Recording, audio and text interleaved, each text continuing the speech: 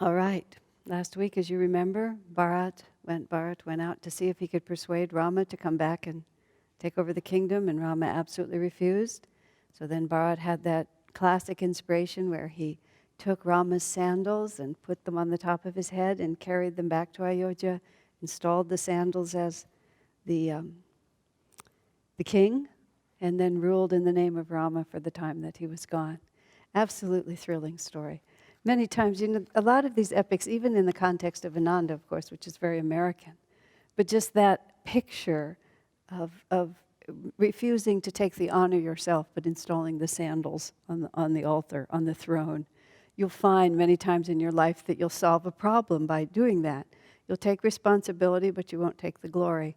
You'll just put the Guru's sandals on the altar and you'll rule in his place. Saint Teresa of Avila, later when she was forced back to run her convent when she didn't really want to, and nobody wanted her to. It was the church's way of trying to control her revolutionary spirit, was to try to lock her back up in her convent.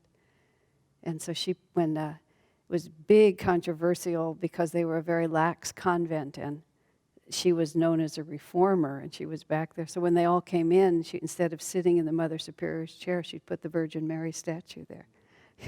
And she was sitting next to it. And so then it was hard for people to be really mad at her. Of course, in the end, she won them all, but saints find the same solutions. She didn't know anything about the Mahabharata, I'm sure, the Ramayana. Okay, so now what happens? We have no questions, I presume, of anything? No? This story is so much simpler than the Mahabharata, but there's something so just exquisite about the beauty of the story. So now Rama and Sita and Lakshmana had been happily settled in this area, this particular forest. But after Bharat came, and they'd had to have that scene, and they'd learned that his father had died, and he saw his mother's, and the whole poignancy of it sort of spoiled the area for them. They didn't really want to stay there anymore because everywhere they went, they were having these sad thoughts about their missing brothers and their mother and their father being passed away. So they decided that they really needed to find another place to be. So they set off again. And all the way through, as I mentioned last week, they're always encountering the force of evil in one form or another. Partly that's because we really need to understand that an incarnation like this, a divine incarnation, doesn't come just to live. He's always having to combat the forces of evil. He was incarnated in order to suppress that ignorance in all its different forms. And in these epics, it constantly takes the form of one Rakshasa or another. So he's walking through the forest, and a huge Rakshasa appears again, and he grabs Sita, just is going to take her, and he says, I think I'll take this lady for my wife, or alternatively, I'll just drink her blood. These are very ruthless creatures. And Rama became very agitated for a moment, and this is from time to time in this story. Whenever Sita is really threatened, then you find that Rama's equanimity is touched. It's the only thing that causes his equanimity to be touched. And he, seeing Sita being mistreated in this way, for a moment he allowed himself to be angry with Bharata's mother, Kaikeyi, because if it hadn't been for her, then Sita would never have been put into this threatening position. And they bring this into the story to say even the divine ones, these feelings rush over us, and we can't always imagine ourselves to be immune. Plus, there's always the effort on the part of the avatar, which is not always how they explain it when they talk about Rama, but the master really incarnates into the human world. And on a certain level, he lives through it. Even though he's freer in his heart than we are, still the forces of this world do roll over them. But Lakshmana was not at all in despairing. He was only angry, and he just encouraged Rama to slay this demon and get Sita back. And so Rama began to fight, and this Rakshasa declares that he has a boon from God and that no weapons can injure him. And seeing these two warriors, he puts Sita down and figures he'll dispense with them first, and he picks them up and puts them on his shoulders. And they began, once it's proven to them that their weapons don't work, they began to just simply fight with this man with their own bare hands. Hand to hand, the Lord fights against the evil force. And even though evil can get a great deal of power, This is the other picture that's always in these stories, that it's not always effortless, even for the divine, to defeat these dark forces. That every ounce of our strength, because even the evil ones have access to power, because they have within them, the energy of the universe is just there. And even if your intentions are evil, still you can use the laws of magnetism and of willpower to use the force in a negative way. And then the power of the Lord has to struggle to win you back. And in this case, finally, Lakshmana and Rama, by their bare hands, just tore this Rakshasa apart. And as it seems to be for virtually everyone he meets, they're all under some curse or another. And in the moment that the body is taken away, there's this remembrance that this was a curse that was placed upon me, and that it was destined that the Lord Rama would free me. And when he met him, and he rose free again. So he actually said, go ahead and finish the job, because now I am going to be freed from this dark birth. And you can think about what the various lessons might be in here, but one of the greatest fears that all human beings have is this fear of the ending of our incarnation. But so often in this story, somebody's caught in some kind of a karmic situation, and he has to play it out to the end, but then the grace of God comes and liberates him from it. And even if, at that end point, death comes even in a way that's not admirable, the story repeatedly tells us that if we act in relationship to God, that one way or another, we get freed rather than continually cursed. And it's something really worth remembering. So they went back to where Sita was, and she was, of course, very happy to see them. And then they went on their journey, and they came to an old rishi, and the rishi was a very elderly one and was saying that, I've just been holding on to my body until Lord Rama would come. I've just been waiting for this incarnation. I knew it was coming, and now that you're here, I'll give up my life. And the rishi says to Rama, I've accumulated a great deal of power and boons through my tapasya, and now that I'm going to leave my body, I can transfer all that to you. And Rama says, I wouldn't take the kingdom from Bharata. I wouldn't go back on my father's word. I don't want that which is not mine by right. And so even though you could just offer this to me as a gift, what I have I want to earn. I don't want to just ride on the work of someone else. So he simply refuses. And then that rishi advises him to seek the advice of a certain sage about where you should go and what you should do. So the rishis greet Rama and they say to him, this is a beautiful forested area,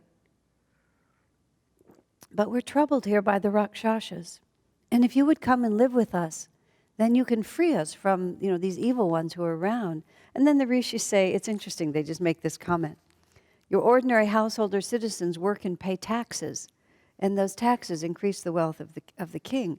Well, the rishis in your kingdom do penance, do rituals, and live a holy life.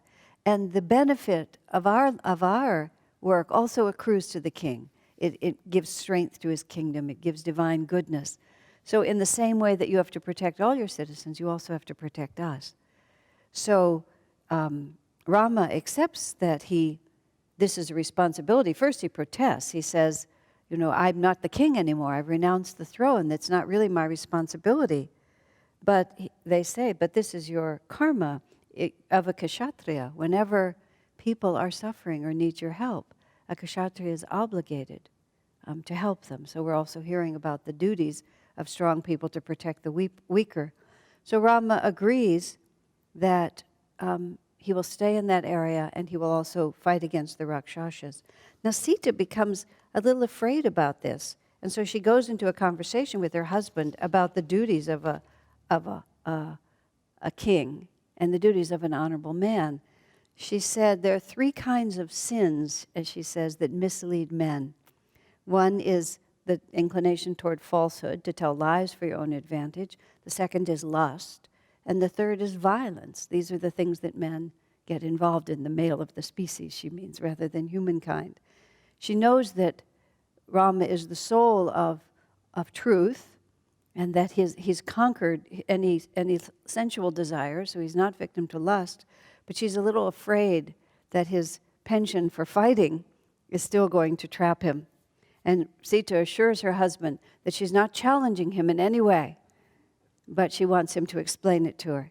And that's when he says again that whenever people are helpless or suffering, those of strength, of kshatriyas who have promised to help, have to do their duty. And you can't turn your back on it if it's within your power to help.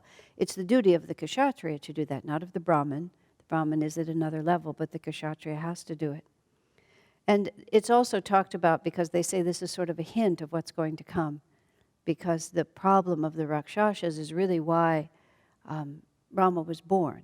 We talk about them as Rakshasas as if they were incarnated as a separate species, but it's the problem of evil. In our age, just the same, Yogananda incarnated to conquer the Rakshasas, but they're not Rakshasas like this, with big arms and, eyes in their bellies and all of these strange looking things. But the country's pretty much in the hands of the Rakshasas right now, and we're always struggling against it. When Mother Teresa of Calcutta came to America, and she was invited to speak at some Hollywood function. And the Hollywood people, Mother Teresa and the Dalai Lama, these are like sort of the ones that the celebrities always liked. But she stood at a Hollywood gathering, I read this in the paper, and she chastised them for the quality of what they're putting out and the way that the downward pulling energy of the entertainment that they have. And she declared that Hollywood needs more of Christ. And they were not pleased at all to hear what she had to say. But just like Master spoke the truth to the wealthy people, even when they didn't want to hear it, Master said, God is not pleased when his wealthy children take from his poor children. And Mother Teresa said, God is not pleased by what all of you people are doing with all the time and power that you have. The Rakshas are in charge of the entertainment industry for the most part. So, in fact, there was a whole movement in Hollywood. I had an acronym which I don't recall, but just, the producers and the directors and the actors who had another attitude were trying to band together to create a whole, a parallel industry that was moving toward uplifting entertainment instead of the one that's so far down. So they settle in this forest, and 10 years pass. When everybody's happy, 10 years, time goes by quickly, and they just live, and Rama protects the rishis, and everything goes quite well. And then, now that they're coming toward the end of the exile, Rama decides he wants to visit the great sage Agastya. And Agastya lives in the south of India, and he's one of, like Brigu, he's one of the great sages. We've heard his name mentioned a lot recently because he left behind these predictive records, and Swamiji and others have recently unearthed documents that are reputed to be originating from sage Agastya, talking about their incarnations in their lives. It was Swami's reading from sage Agastya that spoke about him working on movies and living into his 90s, and he refers to it often. So this is the same sage Agastya. They say he was so powerful, this is the myth that's told about him, that when Shiva and Parvati were having their wedding up in the Himalayas, and all the great souls of India were going up there, they left sage Agastya in the south so that the country wouldn't tip. But he alone, by himself, was able to keep the country from tipping over. And then they tell another story about a mountain that became swollen up with its own pride, and it began to swell, and it was growing so big it was going to block the sun. So they sent sage Agastya, and he went to the mountain, and the mountain had such respect for the sage that he bent over like this. And then when he bent over, Agastya pronounced that he would remain in that humble posture forever. So this particular mountain is very low but spreads out over a very large area. These are the charming stories that are told. Then there's one more story about sage Agastya where he himself outsmarted two Rakshasas. One was named Vatapi and the other was called Ivala. And Ivala had a boon They always have these boons. I find it just so interesting how evil people get boons because nobody is completely terrible. Hitler, in the beginning of his rise to power, Master said, it wasn't clear whether he was going to go toward evil or good. He had power, and how he was going to use it was not quite known. And Master tried in 1936 to get an appointment with him when he was passing through Europe. But it wasn't meant to be. Amazing, isn't that so? But so it's not, nothing is clear cut. But Ilvala had this power that no matter how many pieces his body was broken into, he could just pull it back together again. And so he and his brother Vatapi were quite evil. And, it was Vatapi who had the power. Let's see, it says it backwards here, but it doesn't matter. Let me just see how it goes. Okay. Yeah. Ivala would cook his brother Vatapi. He would cut him up in pieces and he would cook him. And then they would feed him to a rishi. And then after the rishi had had the dinner, then Ivala would say, Vatapi, come out. And then Vatapi would reconnect and then tear the rishi to pieces. Very gruesome, isn't it? But you can see, if you have children in the audience, how extremely interested they would be. So in this way, you keep everyone very engaged in the story. So one day they tried to play this trick on Agastya, but he, of course, had more power than these Rakshasas had. So they fed him in the same way, and then when they called, come out, the Agastya just smiled and said, I have the power and I have digested your brother. And so then there was a great fight that Ivala was enraged at Agastya, and he started to attack him, and all Agastya did was just look at the rishi, and he immediately was disintegrated into ashes. And it doesn't happen a lot in this story, but the stare of a rishi to disintegrate you into ashes is something you also have to be real careful about. And always keep it in mind. Okay, so Agastya, suggested that Rama could just stay with him for the rest of his exile, but Rama said, no, I have a responsibility to the rishis, and so I have to spend my next years there. Of course, going back to that forest is what led to the abduction of Sita. So even though Agastya was offering to protect them from it, it was his destiny and they had to carry it out. But Agastya assures Rama that he will be successful. And he praises Sita, whereas most women, he says, seek comfort and ease. Sita has embraced the life that her husband gave her without any complaint, which is advice to all women everywhere. Okay, so they're on their way back to their home. And they encounter this old bird that they think at first is a vulture. And it looks so scruffy, and Rama thinks it's another Rakshasa in disguise and treats it very gruffly. But this bird is actually Jatayu, and he's Vishnu rides on an eagle called Garuda, and Jatayu is Garuda's brother. But he's very old right now, and he's not, he's sort of a bit used up. But he speaks lovingly to Lord Rama, and he promises him, I am a bird of noble birth, although elderly now, and I know who you are, and I want you to know that I will always be nearby, and I will keep an eye on Sita, which promise, of course, proves very important when she's abducted. So they set up a new place to live, and they settle in, and they realize that it's almost time. It's going to not be too long. They'll be back together again. Okay. So while they're just there in the forest, a female Rakshasa named Surpanaka comes by. And she sees Rama, and she thinks that he's so beautiful that she immediately falls in love with him and conceives of this tremendous desire to have him be her husband. Now, she's a big, ugly Rakshasa, and she's pretty sure he's not going to be interested in her present form, and Rakshasas can change their form. So she changes her form into an attractive woman. And she goes to Rama and talks to him and asks, who are you? Where did you come from? And they're just having a conversation. And she describes her own lineage as being noble. In the Rakshasa kingdom, she has noble lineage. And Rama says to her, well, why are you here? Why have you come to us? And she says, well, it's not proper really to speak of one's troubles to someone you've just met, but I have to tell you that God has inspired me to love you, and that I want you to know that, and that you should save me from the suffering of my unfulfilled desire, and run away with me with the Gondarva rites, the Gondarva Wedding they call it, where you simply run away. And that becomes a Gondarva wedding. Krishna does it once, or Arjuna in one of the stories too. And it's a legitimate form of marriage. You just run away. And then she starts talking, Surpanaka starts talking, my brother she's a sister to Ravana, and all these great Rakshasas, and Rama will have so much power and comfort, and this is, everything that you want, and this skinny little human is nothing compared to me.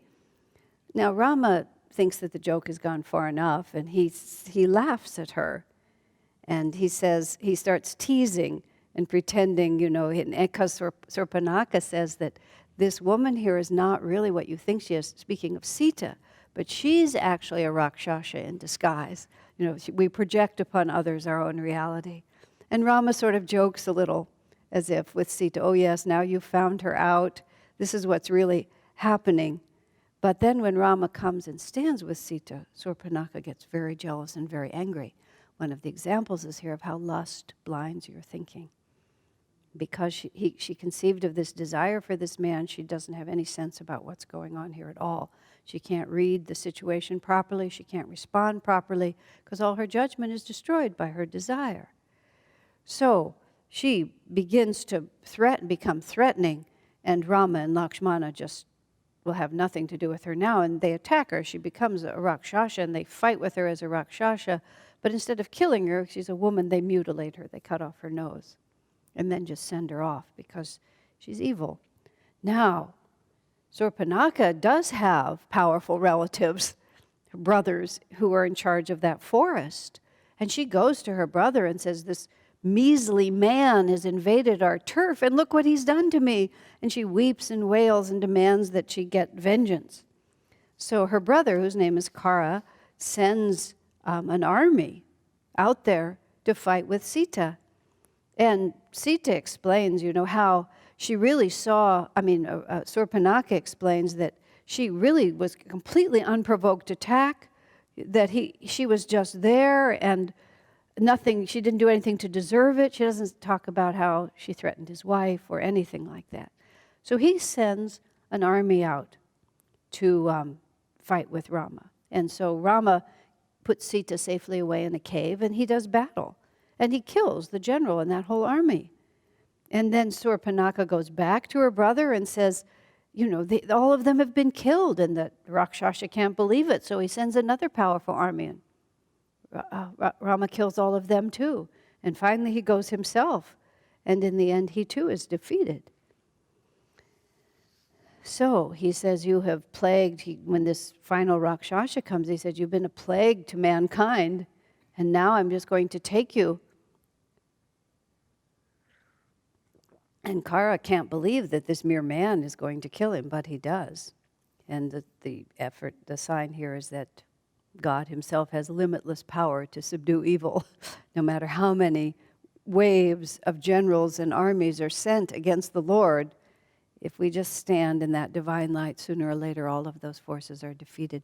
One of the hardest things to understand about life, truly, is really how powerful God is, how powerful the divine is, and how, in the end, Dharma always brings victory. That's really what we're talking about. Now, this story is about people fighting with swords and overcoming each other, or bows and arrows, or whatever they're symbolically representing. But what they're really representing is these forces are always taking place. Every epic is a battle. The Mahabharata is a battle. The Ramayana is a battle. All of the Iliad and all of Homer's stories are all battles. Everybody's always fighting and killing one another. And when the feminist movement was really strong, women tried to claim that was because men wrote them all, and one of the things they're prone to is violence. But that's not at all true. Because what we're really talking about is that we always have to be in the attitude of awareness that forces will come at us, that will try to take from us. In this case, we have Rama, and they're trying to take Sita from him. But really, it's just representing the power of divine focus, divine love, divine dedication, and then one force after another and one disguise after another just keeps being sent against that, and we just have to persevere in that light, even if we have to do battle sometimes unto death, because not every story ends happily in the short term. But the power of the divine to overcome the evil force is limitless. And they say that you just listen to these stories and your consciousness is changed. It's almost superstitious, but it isn't really. Because you hear a story like this over and over, and last week I was talking about how just deeply into the consciousness of people raised with these epics, these stories really are. And you literally do find that the memory of these stories and the examples set really do give you courage. And they give you perspective. And they give you faith. Because Rama is an incarnation, and the power of his divine incarnation is always there. Even though it's become somewhat of a myth now, still you have this picture of extraordinary nobility and even human love, and his loyalty to his wife and her loyalty to him, and the fearless way in which he protects her and defends her and does his duty when it's asked of him. And when we constantly surround ourselves with noble stories, this is the whole principle of education for life, of giving the children when they're young a foundation of heroes and a foundation of really noble images. Nowadays, with youth literature and so on, they're all trying to make it so realistic and so trendy and so all these other things. They have no idea what they're taking away by not really raising children on these stories of classic heroism. The copy of this book that I like so much was really written for young people by I think the first president of India, or one of the first leaders of India, wanting to re-inspire his country. Okay, now one soldier survives from this whole debacle where they're trying to avenge the sister, and that Rakshasa goes all the way to Lanka, where Ravana lives. And he tells Ravana about all this that happens. And Ravana says, well, I can't have all my soldiers killed like that. I have to go avenge myself, this puny man. And the messenger says, look, it's not likely that you're going to be able to beat this. Are you listening to me? This is Rama and his brother, and all your generals and all their armies went against him, and they're all dead. Don't think you can just sail out there and do this. And so he says, but his power comes from Sita. And if you can spirit Sita away, then he will be so grief-stricken and so weak that you might be able to conquer. Now again, what begins to happen here is that when Ravana hears about Sita, all of a sudden a very improper desire arises in him. This beautiful woman of this great king, of this mere man, and he has taken women from every country he's conquered, and he conceives within himself in that moment a great desire for Sita.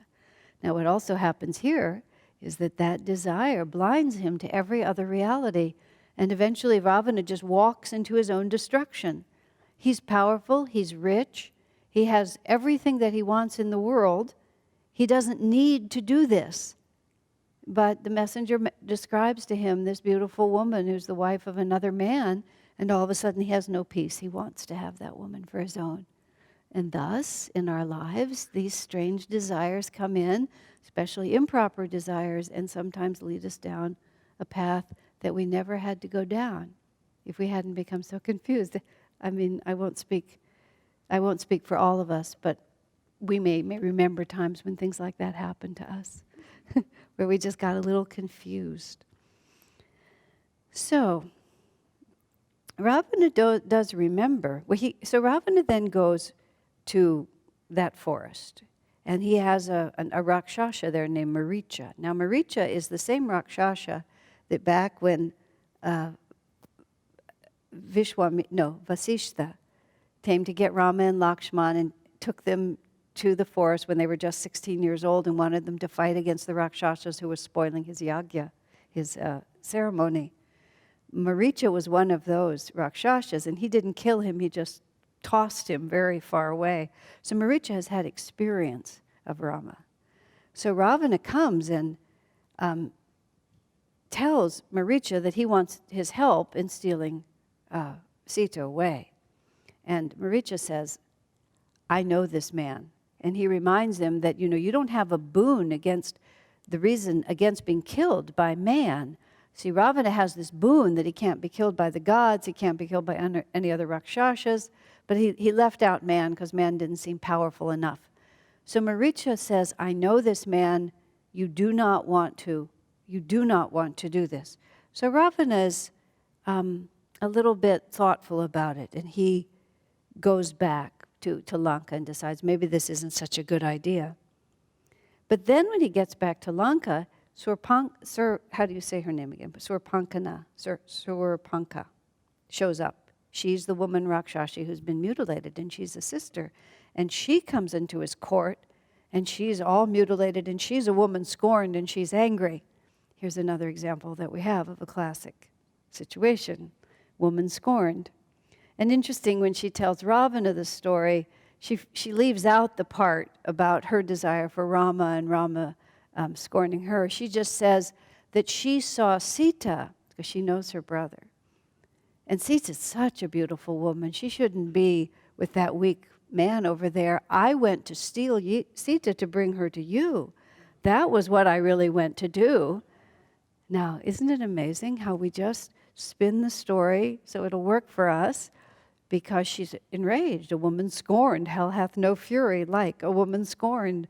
So she tells about Sita, and she says, you're here, and this man has killed all your soldiers, and you're just living here in your palace, and you think that you're safe, and he's running free, and there's this beautiful woman that really belongs in your life and not in his, and you're just sitting here.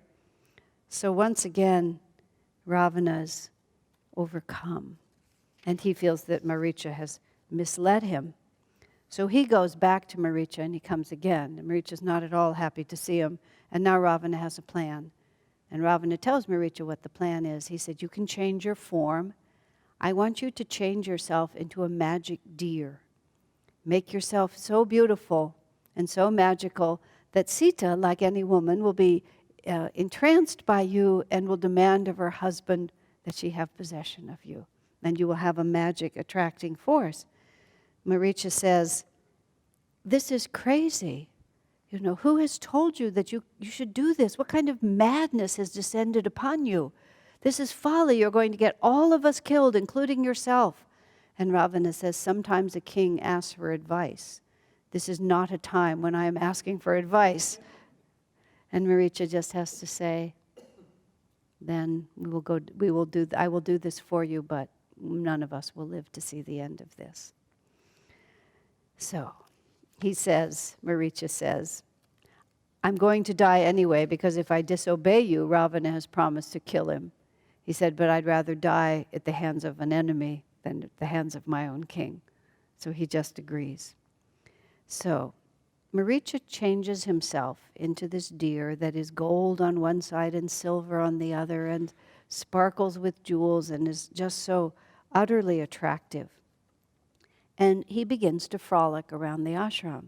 And he's always just a little bit out of sight. But he shows for a minute, and then he shows for a minute, and just as Ravana knew, Sita becomes completely entranced with this deer. She begins to say, oh, our time here is almost finished.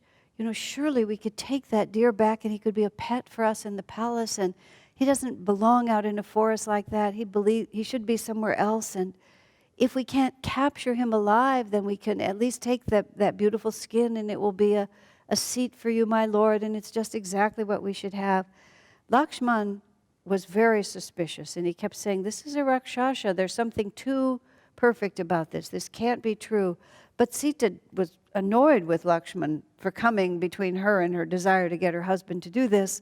And finally Rama says, well, I can indulge my wife's desire, but Lakshman, you absolutely must stay with her. And Lakshman swears that no power on earth can cause him to leave Sita. He will stay with Sita, and Rama will go chase the deer. So the deer, Maricha, is very clever, And he keeps luring Rama just farther and farther and farther away till they're quite some distance from the ashram.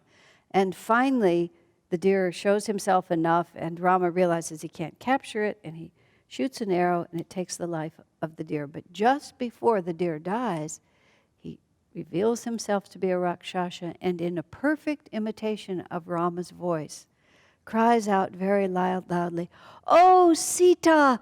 Oh, Lakshman!" like this, and loud enough magically to be heard by both of them. Sita is terribly frightened because she hears that Rama is calling for them. And she suddenly thinks that maybe, in fact, this might have been a trick, and now her husband is dead. And she turns to Lakshman and said, "You must go help him."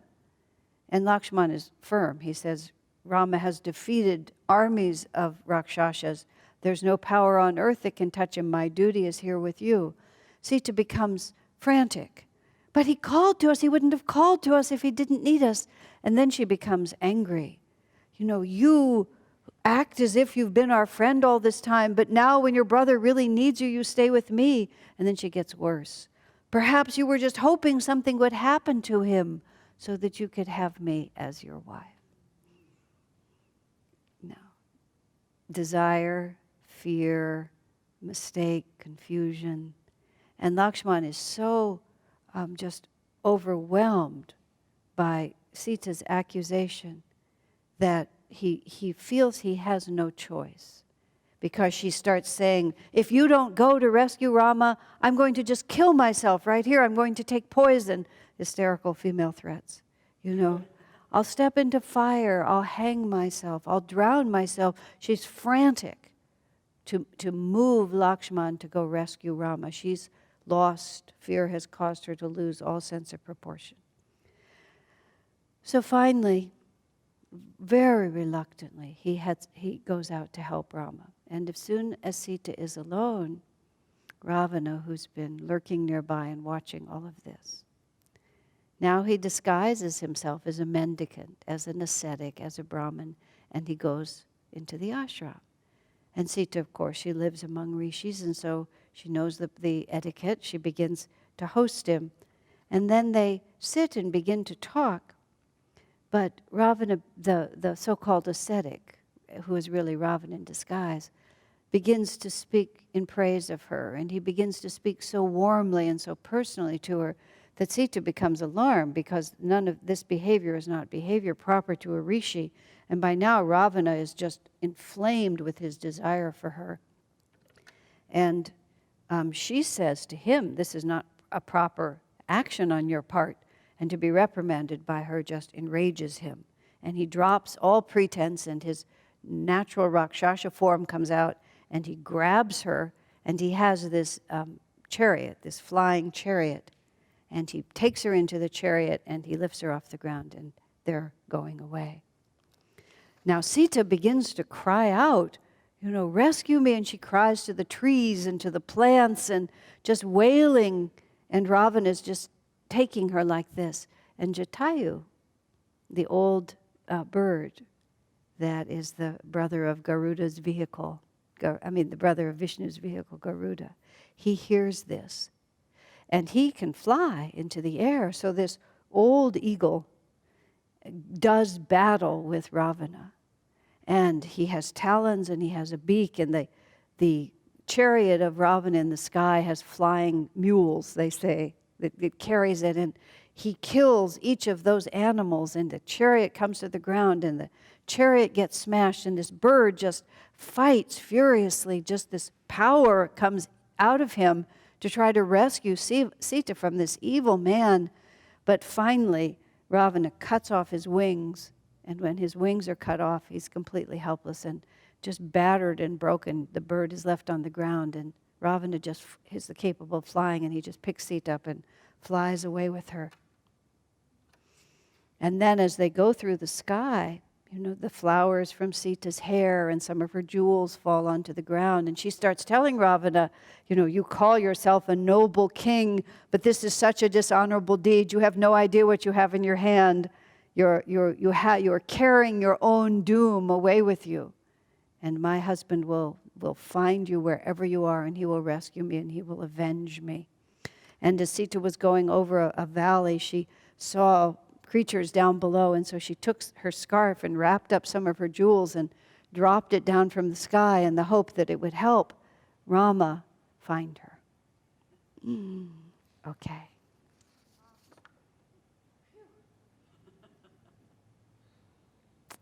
So now they get to Ravana's palace. And Ravana, even though he could take her by force, he has, in his heart, he has a desire for her to come to him willingly. And he's so vain also that he can't see loyalty and goodness when it's right in front of him, because he doesn't have that kind of dharma in himself. He can't read it when he sees it. And this is another powerful lesson out of this book, is that we can only often see what we are. So he imagines, because wealth and power and comfort and the praise of people in the world are everything to him, that when Sita sees, what he has to offer her, and who is Rama anyway but a disinherited king? He doesn't even have a kingdom to give her, what to speak of having to live in the forest. But he has all the power and wealth in the world. So he believes if he just takes her to his palace and shows her who he is, she will immediately be grateful to be with him. So he takes her around, and he does live. He has extraordinary wealth. He shows her everything. You can be queen of all of this. Sita's response to him is, there's not a chance. And she tells him again how dishonorable he is, and how evil he is, and how he's now sealed his own doom unless he takes her back to Rama. But he absolutely refuses. But when she refuses him, first he treats her kindly and tries to win her with kindness. But when she absolutely refuses him, and he comes to present his suit to her, and she, in the story it's described, she plucks a blade of grass and she lays it between them. You will never cross this line. I'm protected by this blade of grass. And when he finally becomes angry with her, and he tells her that I will give you 1 year to change your mind. And if you refuse to change your mind, I will eat you for breakfast. So then, instead of keeping her in his palace and treating her lavishly, he gets the most ugly, meanest Rakshashis, women, and he sends her off to this little enclosed garden and says them to guard her carefully and keep her miserable. And she will stay there for 12 months, and she will either become my wife or she will become my meal. So meanwhile, there's Rama. And as soon as the deer dies and it imitates his voice, he realizes that something really horrible is afoot. And he has a terrible feeling inside himself that something extremely evil is about to take place. But he reassures himself that Lakshman has promised to stay with Sita. No harm can come to Sita because he's given me his solemn word that he won't leave her. But still, as fast as he can, he starts back to where he had left Sita, but halfway back there he meets Lakshman. And Rama becomes, because every time Sita is threatened, this is when Rama loses his normal equanimity. And he begins to berate Lakshman for leaving Sita. How could you leave Sita? I told you, now we have been tricked by this Rakshasa.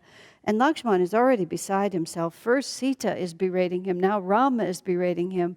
But the two of them rush back to the ashram, and Sita is nowhere to be found. And they search everywhere, and they ask the plants and the animals and everyone to tell them, where can she be?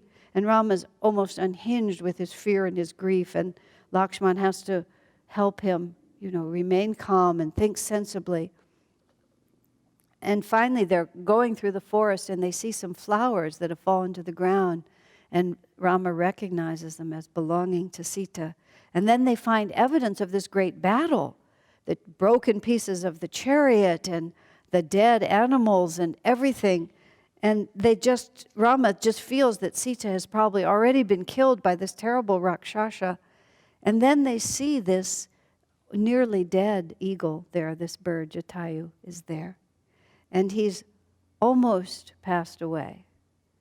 but he has just enough life force, and he stayed alive long enough to tell Rama what has happened to Sita. That Rama has to hear that Sita has been abducted by this great Rakshasa, Ravana, and he assures Rama that in the end you will succeed. And Rama is overcome with gratitude to this noble creature who sacrificed his life in an effort to save Sita from Ravana. So this character is always much reverenced as an example of courage and devotion. How sometimes, even at the cost of your life, when evil is being done, it's necessary for you to fight with everything you have, because in the end, it will benefit the cause of the Lord. So Rama and Lakshmana just keep going through the forest everywhere looking for Sita. They know the direction that she's gone, but they don't know where he has taken her. They just know that she's been abducted. And they meet another Rakshasa that they have to battle, who also turns out to have been cursed. And when that Rakshasa is freed from his body, he says, you need to find Sugriva. And Sugriva now is a king of the monkeys. In this story also, the monkeys and the bears also play a role. What they symbolize, I'm not sure. But the monkeys and the bears and man were excluded from the boon that Ravana got. So great souls incarnated as the monkeys and the bears. This is where Hanuman comes into the story eventually.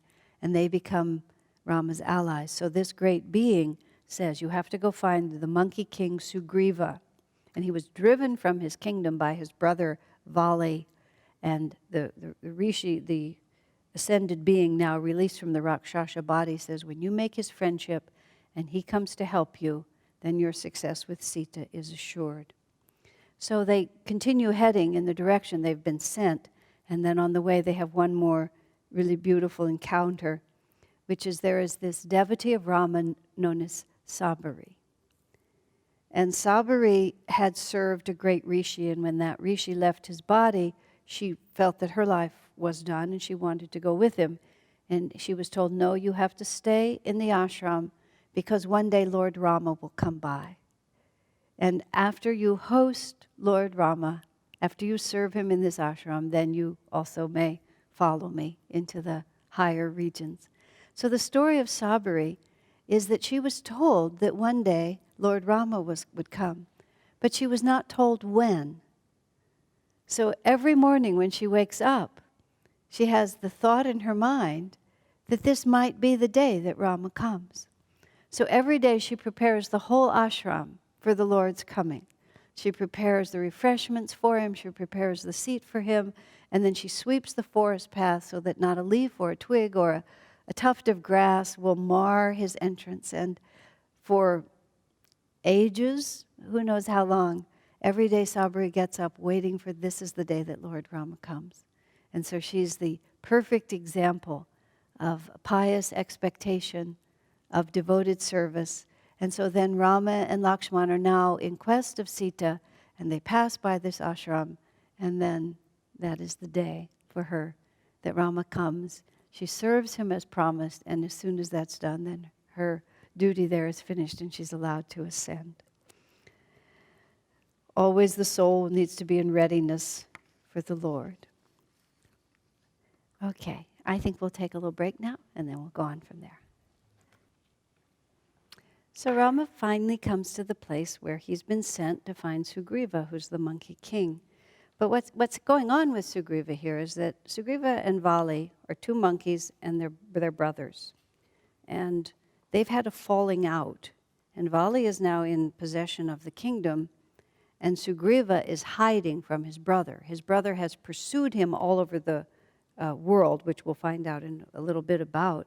But Sugriva is hiding and is very much afraid that he sees Rama and Lakshman coming, but he's not sure whether they're friends or they're his brother's agents, and he becomes anxious about what they might bring to him. So his chief minister is Hanuman. And Hanuman becomes the great example of pure devotion to Rama and Sita. So he wants his minister Hanuman to go down there and find out who they are. So Hanuman also can change his form, and he takes on the form of a Brahmin, and he goes to meet Rama and Lakshman, and he's charged to ask them questions and to feel them out and find out whether they're really agents of Vali who wants Sugriva dead, or whether or not they come in peace.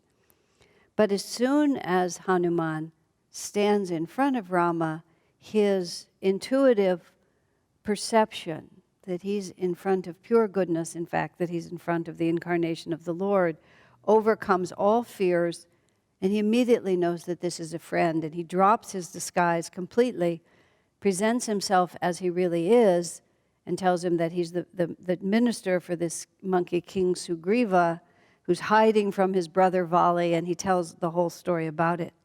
I'm here to find out who you are. And Rama immediately recognizes Hanuman also, because these are great. It's a great devotee. Hanuman is the great devotee of Rama. Rama recognizes his devotee. Hanuman recognizes the Lord incarnate. And so this sense of trust builds in the first instant. And he tells him, how fortunate that we have found you, because the Rishi has sent us here to look for Sugriva, because Sugriva we've been told is the key to our finding Sita. So they talked together. They told the whole story of how Rama and Lakshmana went to the forest with Sita, and then how they were tricked by the magic deer, and that now Sita has gone away, and they're in quest of Sita, but they understand that Sugriva has to help them. So Hanuman takes them to see his king, and one part along the way, it's too difficult to travel. Only a monkey could move through the forest like this. So Hanuman has the great blessing of carrying the Lord on his own back. And so Lakshman and Rama ride on Hanuman, and Hanuman carries them up to see Sugriva. So Sugriva, because everybody changes their form all the time, assumes the form of a man just to make it easier to converse with Rama. And the two of them feel an immediate bond with each other, and they swear the friendship of brothers, that your life and your needs are mine, and my life and my needs are yours. And the two of them promise.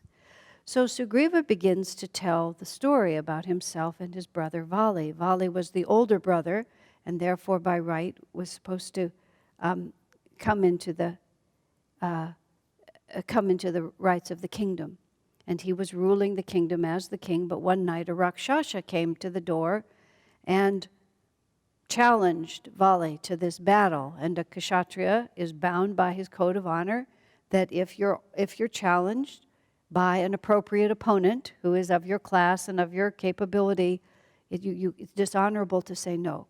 So Vali had to go out and fight with this Rakshasa. And Sugriva went to witness the fight, and the two fought and fought and fought. And then the Rakshasa disappeared down the mouth of a very deep cave. And so Vali said, I'm going to go in and pursue the Rakshasa there, but Sugriva, you have to stay here at the mouth of the cave, to help me when I come out again. So Vali went in after the Rakshasa, and Sugriva waited and waited and waited and waited, and he heard moans and shouts and signs of battle, and it was just terrible. And then there was no sound of battle at all, but all this blood started gushing out of the cave. And Sugriva became very frightened and somehow convinced that Vali had been killed. And if Vali had been killed, that means that the Rakshasa is going to come out and get him. So he waits for a while, and then his fear and impatience overcome him, and he takes a huge rock and he closes off the cave. And then he goes back to the kingdom. Now, when Sugriva comes back and tells what's happened here, the ministers and the council is convinced, as Sugriva was convinced, that Vali is now dead. And the kingdom can't go on without a king. So in a short period of time, Sugriva is made the king, and he begins to rule in the position of king with all the power and the pleasure that goes with that. But then, after a time, it turns out Vali was not killed at all, but it took him a great deal of effort to move the stone and get out of the cave. And when he finally makes it back, what does he find? But he finds his brother on the throne. And not only has his brother abandoned him, he's usurped his entire position.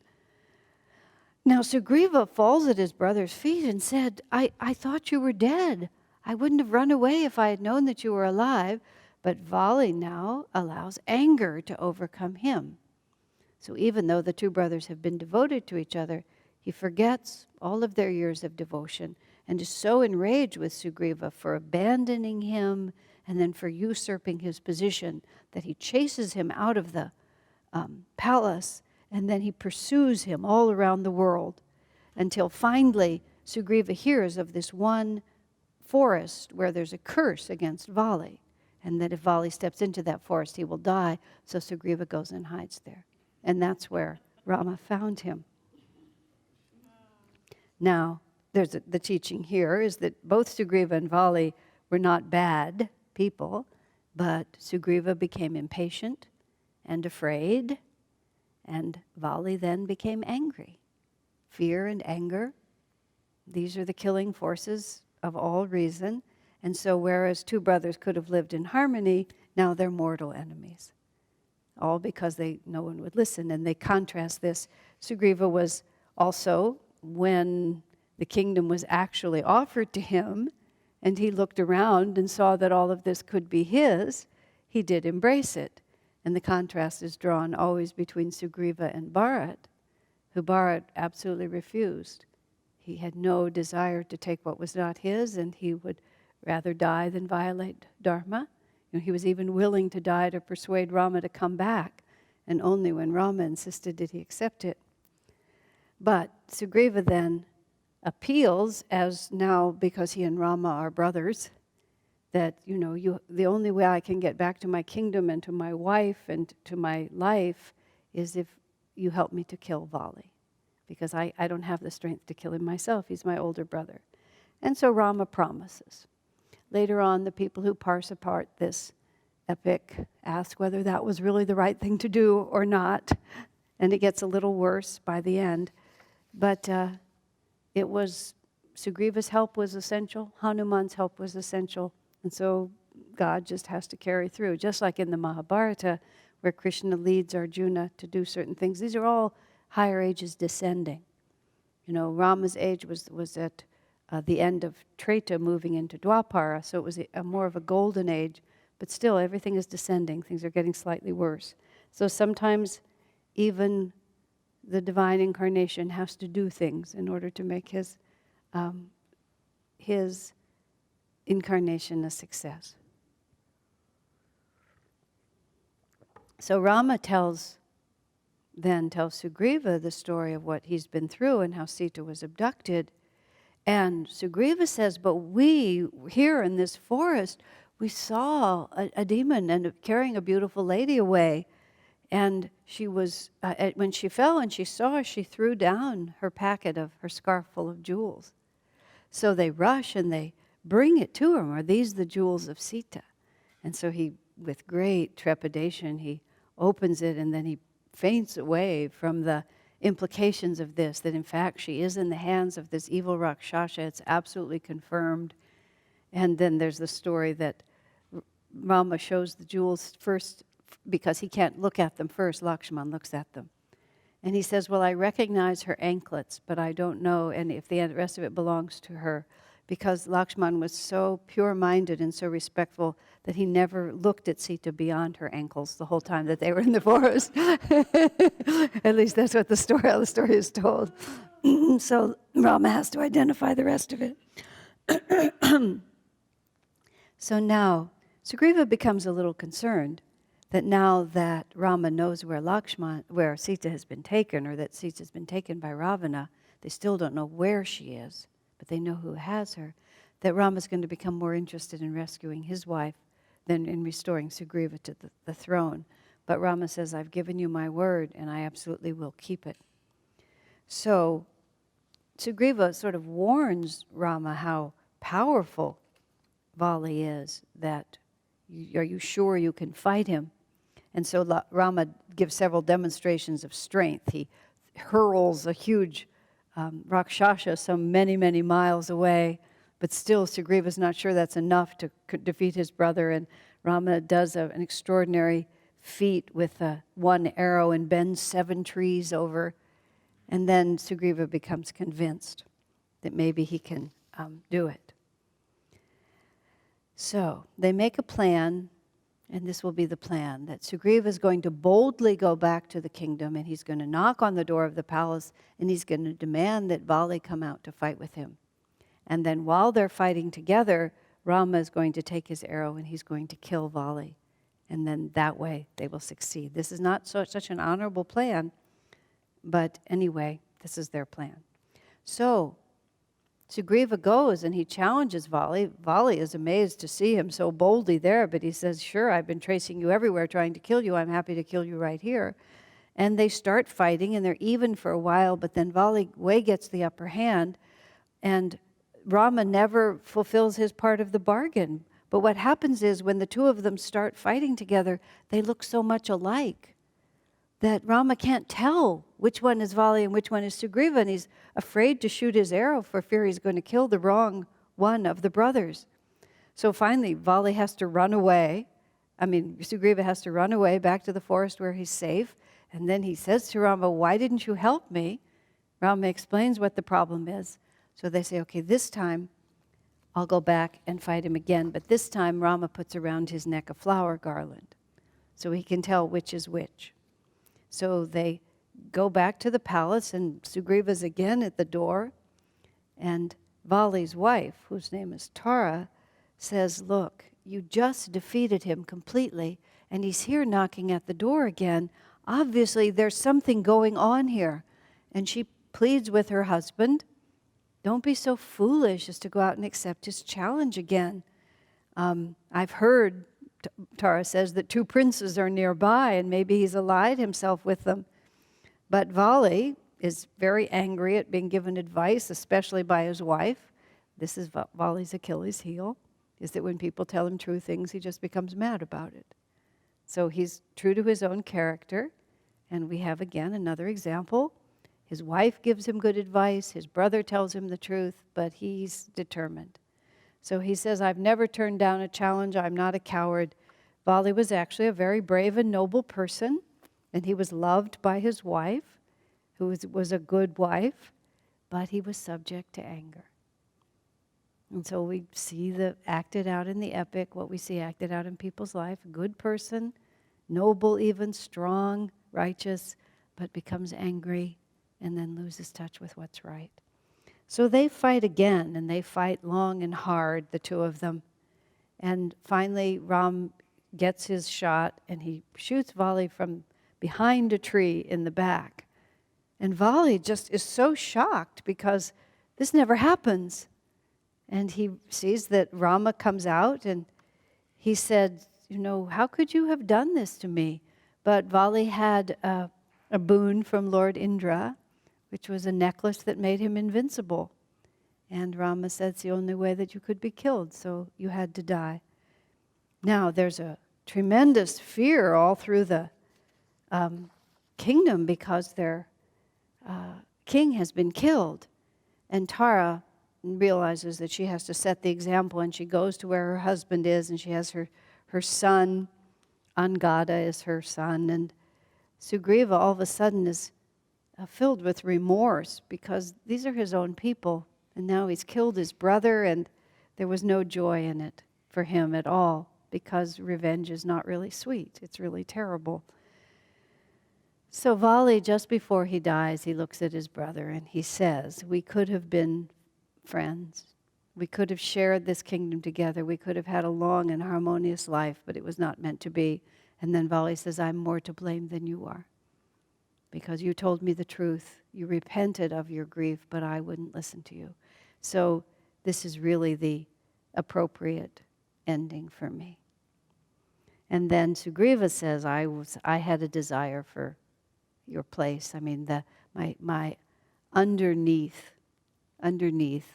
when I sealed the cave, I knew that I would then have the kingdom for myself.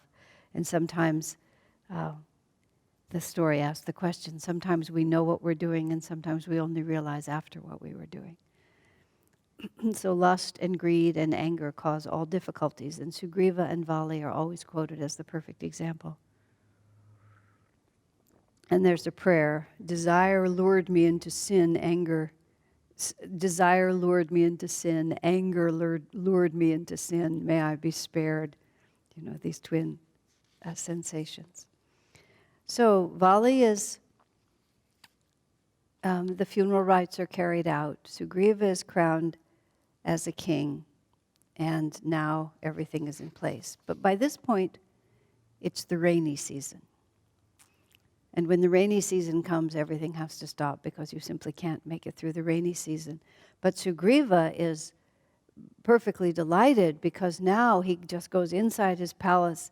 Lakshman and Rama go into a cave to wait out the rainy season, which is 4 months long. And Sugriva goes into his harem, into the palace. He's been on the run all this time, and now he's back to all his pleasures, and he's extremely happy, and he begins to forget his duty. And Hanuman remembers that Rama is waiting and that Sita is suffering. And when the rain finally stops, he goes to Sugriva and he says, you must keep your promise before it's too late. When you make a promise, you can't just sit there and wait for the one you promised to come and demand it of you. Again, moral teaching. If you've offered to do something for someone, keep your promise. Don't make them come and beg you again. So Sugriva is right on the edge of not, after all, he's a monkey. So he sends out the word that all the monkey armies should start gathering, and the bears, the whole animal kingdom should start coming. And Rama is becoming very, very impatient.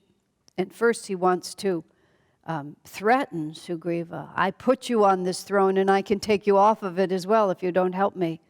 But then he reconsiders and realizes that success is more likely with a milder request instead of opening the conversation with anger. So Lakshman goes with a milder request, but he's still quite firm about it. And now Sugriva he's just drinking and he's carousing, and he's just in no position to respond responsibly. And the sentry realizes that if Lakshman comes in and realizes that Sita's held by the Rakshasa, Rama and Lakshman have been living in a cave, and Sugriva's been carousing in the temple, that in the palace, that Lakshman's anger is likely to be very serious. So first he sends the son out to talk to Lakshman, because the sight of the young man melts his heart and he becomes more mellow about it. And finally, Sugriva is able to comprehend what he needs to do, but he's able to say, I've already sent for all of the armies. They're all coming. And Lakshman is satisfied. And he goes and tells Rama, the armies are on their way, and the multitudes are gathering. And so all the armies come together. And Sugriva says to them, we're going to divide up. We're going to go out in all directions, and we're going to seek the whole world until we find Sita. Okay. And then we'll stop here for tonight.